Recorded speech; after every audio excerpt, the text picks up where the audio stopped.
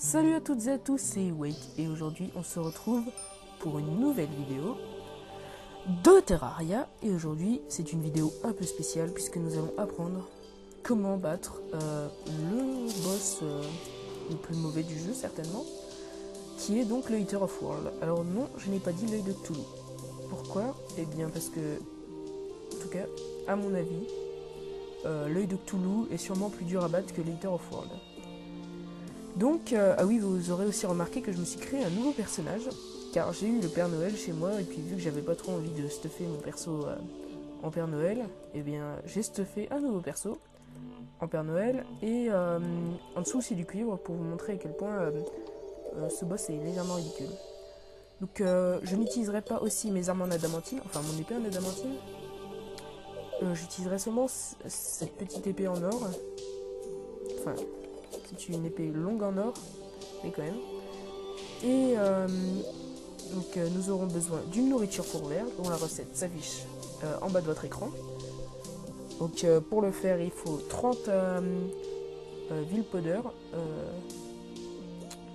de la poudre infecte je crois, oui, et 15 viandes pourries. Donc ils sont facilement droppables sur les machins qui volent dans la corruption, je ne me rappelle plus comment il s'appelle. Donc pour battre le Eater of World, vous n'aurez besoin de quasiment rien. Une épée en or, je pense que ça suffit. Et ah oui, des petites potions quand même. Et je crois que c'est tout, hein. Vous n'aurez pas besoin du nuage en bouteille ni des rocket boots, enfin moi c'est les spectral boots, mais voilà quoi. Et vous n'aurez pas besoin non plus de l'obsidian skull que je porte. C'est juste parce qu'il y a une météorite qui s'est écrasée par là-bas et je ne l'ai toujours pas ramassée puisque ça n'a pas beaucoup d'intérêt pour moi. Puisque je suis passé en hard mode aussi, j'ai oublié de vous préciser ça. Donc vous allez peut-être voir des monstres que vous ne connaissez pas. Pour ceux qui ne savent pas, pour passer en hard mode, faut battre le Wall of Flesh, alias le mur de chair. Ce qui est fastidieux la première fois, mais pas si dur que ça quoi. Enfin je ferai une vidéo sur comment le battre, rassurez-vous. Donc voilà, nous arrivons dans la corruption et j'ai créé une arène ici. Oula, il y a beaucoup de mes tombes ici, comme vous pouvez le voir. Je vais reboucher l'entrée de mon arène pour éviter que les petits monstres spawnent autour de moi. Je vais casser toutes ces tombes. Voilà, je sais même pas comment je... Ah oui, si, je me rappelle.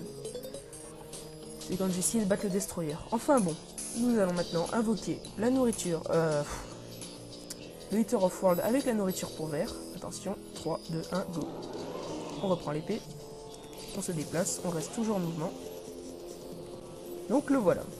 Alors le Eater of World, comme vous pourrez le voir, est assez long. Je crois qu'il y a 50 segments. Puis bah il suffit juste de taper dessus comme ça.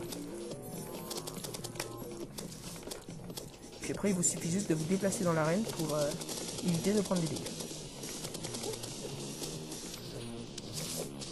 Alors personnellement moi j'y arrive très bien tout seul, avec des équipements minimalistes. Et si vous avez besoin d'aide, n'hésitez pas à aller en multi, pardon. Et puis bah de vous aider d'un ami quoi. C'est juste que j'ai pas vraiment l'habitude de me battre avec une épée aussi courte que ça.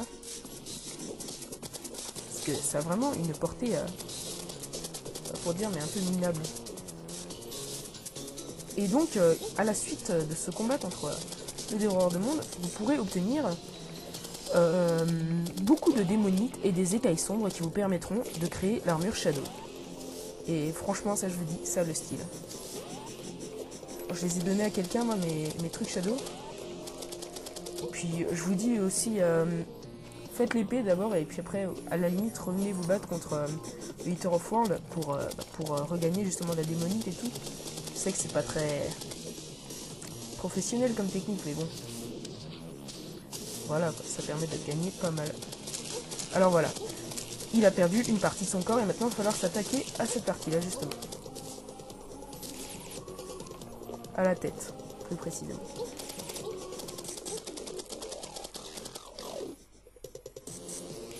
Alors oui, je me suis soigné quand même parce que Fatum avec des équipements en cuivre comme ça, c'est un peu la galère. C'est vrai que mettre des équipements en cuivre, c'était un peu exagéré. Ça m'étonnerait que vous ayez vous battre contre le Hitter of Round avec des équipements en cuivre. Enfin, bon. C'est juste pour vous montrer que c'est possible. Hein.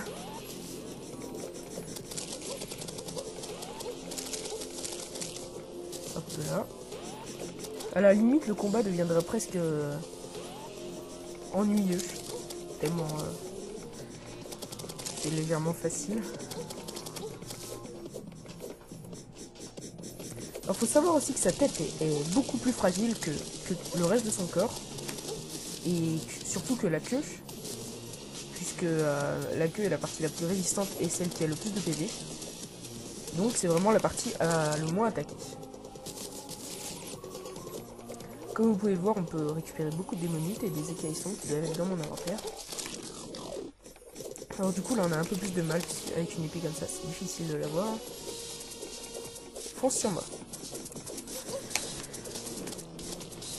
Ouais. Voilà, on l'a eu.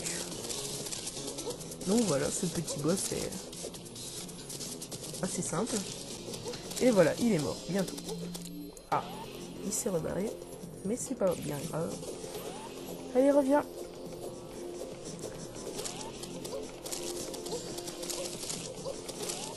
Dévoreur de monde a été vaincu, voilà. Bon, alors, les drops qu'on a pu faire. Alors non, ça c'est pas dans les drops. Hop, voilà. Les pierres tombales, on jette. Ah oui, on drop carrément des potions. Ah, je savais pas ça. Donc voilà, on peut remarquer que j'ai droppé 128 barres de démonite et 41 écailles sombres. Et ben, on va dire que c'est pas extra, mais c'est pas mal pour un premier combat contre les dévoreurs de monde. Donc, à partir de là, vous pourrez vous battre contre beaucoup d'autres ennemis, ennemis, avec votre nouvelle panoplie en démonite, pardon.